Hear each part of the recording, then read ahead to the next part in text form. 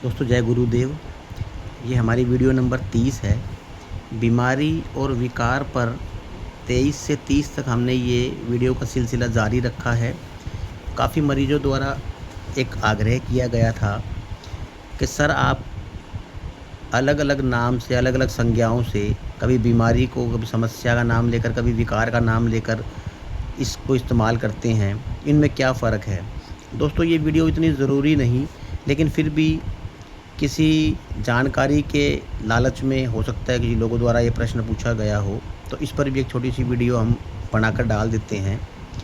बीमारी, रोग, समस्या, तकलीफ़, विकार, विकृति, ये सभी संज्ञाएं तो अलग अलग हैं, लेकिन इनका सबसे महत्वपूर्ण एक जो चीज़ है वो ये है कि शरीर में किसी प्रकार की कमी का हो जाना।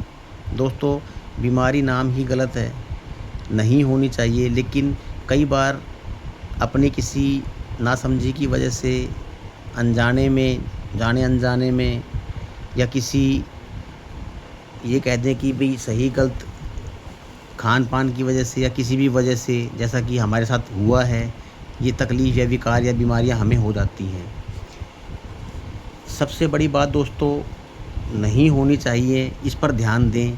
फिर भी ये वीडियो के माध्यम से हम आपको इनकी अलग अलग बातें का, अलग अलग नामों का जो है वो बता देते हैं।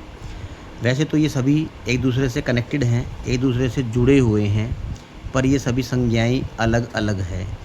मसलन सबसे महत्वपूर्ण बात जो है दोस्तों वो ये है कि जब हमारे द्वारा अपने दैनिक जीवन में या दिनचर्या में, या ये कहें कि अपनी दिनचर्या में किसी प्रकार जाने अनजाने में सही या गलत कोई परिवर्तन किया जाता है, तब इनका जन्म होता है। अब ये कहें कि इनकी जननी या जन्म का तरीका सभी का एक ही है, और इन सब का रोकथाम का तरीका भी अब ये कहें एक ही है। अगर किसी गलती की वजह से ऐसा हुआ है तो दोस्तों उस गलती के सुधार से हम इन्हें ठीक कर सकते हैं, इन्हें दबा कर रख सकते हैं, अपने जीवन को खुशहाल बना सकते हैं। अब रही बात जिस सवाल की, तो जैसा हमने कहा था कि जाने अनजाने सही गलत परिवर्तन से इन तकलीफ़ों का, इन संज्ञाओं का जन्म होता है। यह जन्म से भी हो सकता है, और ये माँ बाप के द्वारा भी कुछ तकलीफ़ों का ये कहें आदान प्रदान होता है, हेरिडिटी जिसे बोलते हैं, और उसी का असर बच्चे में आता है। जैसा कि उनका कभी किसी प्रकार से कोई खान पान या ऐसा कुछ एलर्जी वाला हिसाब रहा हो, और वो आदत उस बच्चे में बनी रहती है, और जब वह अपने स्वाद अनुसार, जायका अनुसार या समय अनुसार उनमें तब्दीलियां करता है, या उनमें परिवर्तन लाने की कोशिश करता है, या उनको चेंज करता है, या उन पर ध्यान नहीं दे पाता है, तब उसके नुकसान और फ़ायदों के वजह से ये तकलीफ़ें होती हैं।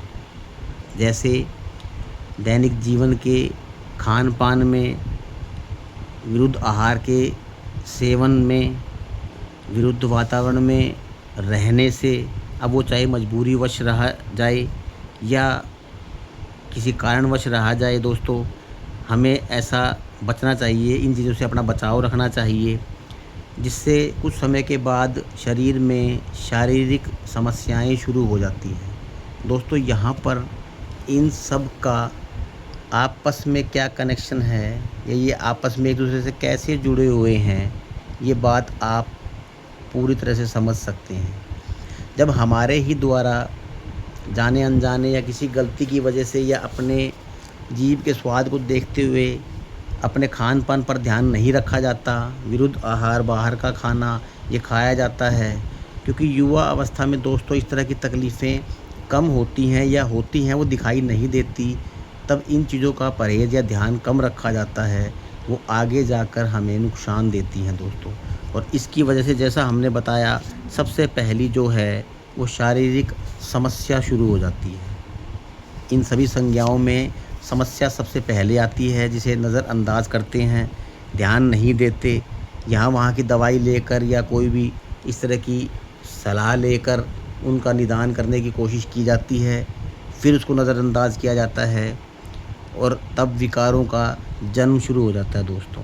विकार मतलब जैसे शरीर में मौसमी परिवर्तन होना, गर्मी में अत्यधिक गर्मी लगना, सर्दियों में शरीर में जैसे ज़्यादा गर्मी रहना या ठंड का कम ज़्यादा लगना, या ये कहें कि शरीर में ऐसी बातें जो एक साधारण व्यक्ति के जीवन में नहीं होती, उन चीज़ों का दिखना, वो विकार है। समस्या के बाद विकारों पर ये बात आ जाती है, फिर भी कुछ हद तक नज़रअंदाज किया जाता है और फिर वो तकलीफ़ शुरू होती है और बीमारियां पनपने लग जाती हैं दोस्तों।